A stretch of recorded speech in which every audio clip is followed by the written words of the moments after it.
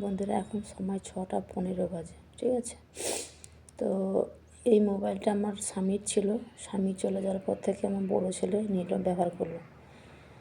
তো প্রত্যেক সংসারে মা ছেলে স্বামী স্ত্রী থাকলে খুঁটিনাটি ঝগড়া হয়।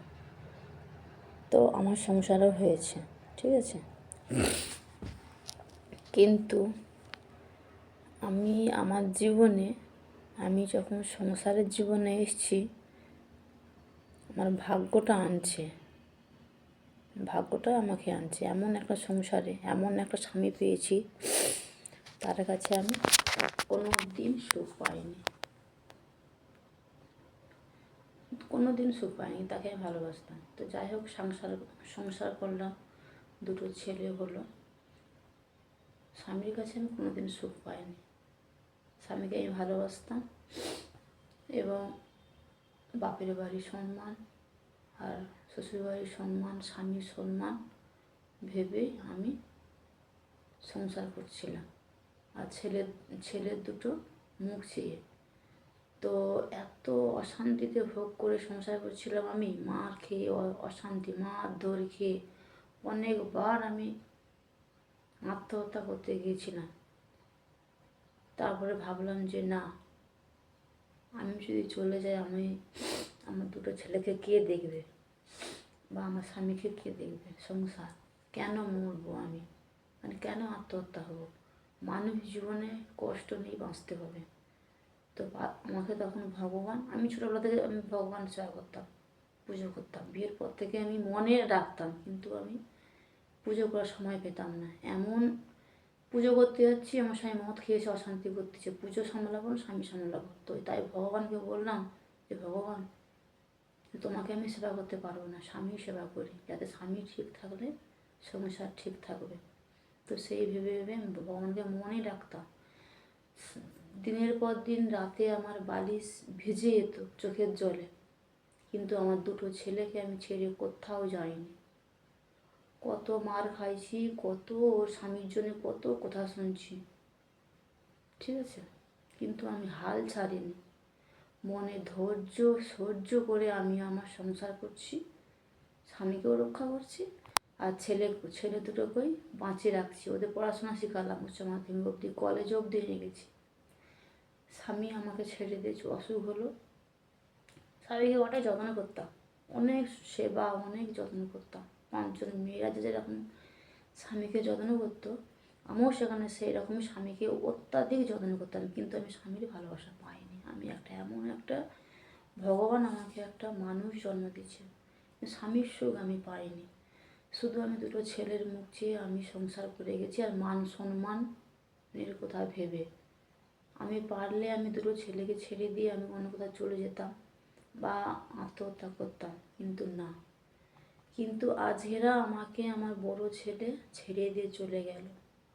এর থেকে কষ্ট আমি কোথায় রাখবো? যাদের জন্য করি চুরি, সেই বলে তুমিই চোর, ঠিক আছে। তো যাই হোক, আমি এখনো পর্যন্ত আমার রাতের বালিশ ভিজে যায়। তো আমি তাহলে মনে হয় আমার ভুল ডিসিশন নিয়ে চলছিলেন এতদিন, ঠিক আছে। তো ভগবানের কাছে প্রার্থনা করি, ছেলের উচ্চবাচ্য কথা শুনে মা 2টা কথা বলতে ইচ্ছা হয়, কিন্তু মা রাগ করে থাকতে পারে, কিন্তু ছেলে রাগ করে বাড়ি ছেড়ে চলে যেতে পারেনি।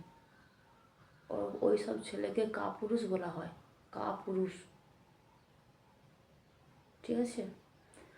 ওই জন্য দায়ী কে জানেন তো? ছেলে তো, ও নিজের ছেলে তো দায়ী, তার সঙ্গে সঙ্গে ওর যে স্ত্রী রয়েছে, ওর থেকে যেমন বলে না যে মূল মশাধারী গরু ঘর হাঁড়ি, ওটাই হলো স্ত্রী।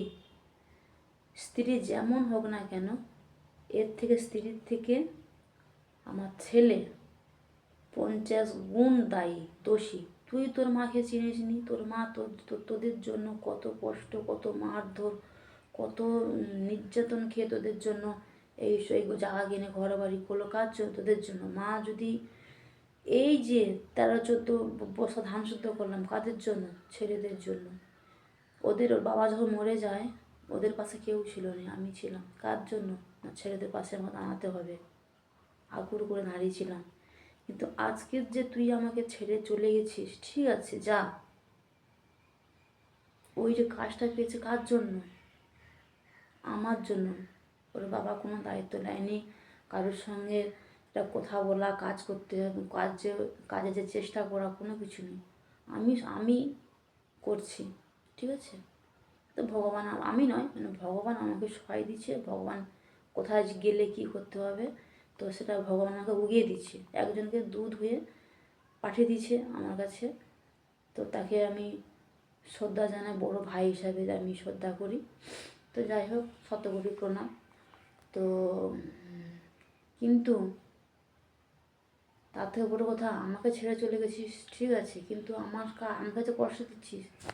এই যে আমার লাদনিজের এই দোলনাটা, আমার লাদনিকে আমি জন্ম থেকে ওর মার পাশে ছিলাম, লাদনিকে মানুষ করছি, হাতে পা বাঁকা, পায়ে সারাদিনে 4-5 বার করে তেল লাগতি।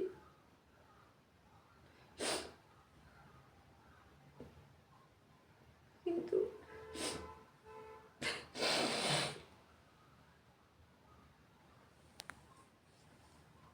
তাকে আমার কাছ থেকে নিয়ে চলে গেল।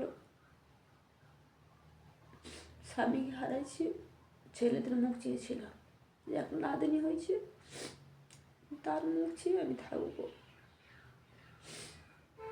কিন্তু আমি আর চোখে জল ফেলবো না, মনে কষ্ট হয় ঠিকই, অনেক চোখে জল ফেলছি, অনেক কিছু করছি, কিন্তু নিজেকে একটু শক্ত হতে হবে, ধৈর্য করতে হবে। ভগবানকে আমি প্রার্থনা করি যে ভগবান, তুমি আমাকে যতই কষ্ট দেও না কেন, দিক না কেন, তুমি শুধু আমাকে ধৈর্য আর সহ্য দিও।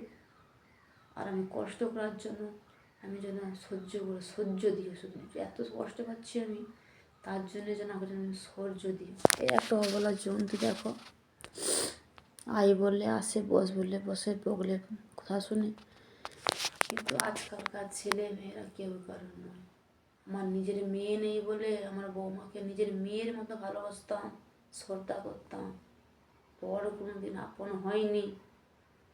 এটা হচ্ছে বাস্তব, অরিজিনাল বাস্তব, কোনো দিন আপন হয়নি, আর হবেও নি পৃথিবীতে কারো। তো যাই হোক, অনেক কষ্ট, ঠিক আছে, কিন্তু ওকে আমি কোনোদিন ক্ষমা করবো না। ওকেই আমার কাছে আসতে হবে একদিন। ওর কাছে আমি, ওর বাবা টাকায় আমি ঘর করে দিচ্ছি, আমার বুদ্ধি করে টাকা কিনে ঘর করে দিচ্ছি ওর বাবার টাকায়। আমার কোনো ইনকাম নেই, সর্বস্ব শেষ করছি ওদের জন্য। আমার 1 টাকা ব্যাংক ব্যালেন্স নেই, আমার ভবিষ্যৎ নেই। কিন্তু যা করছে ভালো করছে, ভগবানের সাধনা করি ও যেন ভালোভাবে থাকুক, সুস্থভাবে থাকুক। এই ওর বাবার এই ফোনটা দিয়ে চলে গেছে, কিন্তু এখন তোরা কোথায় আছিস? বাবার ঘরে, কিন্তু তোর জায়গাকে আগে বাবার পাও না। ফোনটা ছেড়ে চলে গেছিস, কোনোদিন আর আসবি নি তো? পয়সা ইনকাম করতে পারছিস তাই না? তোরা নাকি ভগবান সেবা করিস, তোদের কাছ থেকে 5 জন শিখবে, ভদ্র নম্র হবি। আর আমি ভগবান সেবা না করেই, ভগবানকে মনে মনে ডেকে চোখের জল দিয়ে আমি ভগবানের কাছে ধৈর্য সহ্য করে সব জানাই, দেখি কারটাকে সারা দেয়, ঠিক আছে? তো যাই হোক, অনেক কষ্ট শেয়ার করলাম, অনেক কষ্ট আমার আছে, প্রত্যেকটা সংসারে হয়, আমার সংসারও হয়েছে, ওটা কোনো ব্যাপার নয়। ছোট্ট একটা সকাল সকাল ভিডিও নিয়ে আসছিলাম বন্ধুরা, টাটা।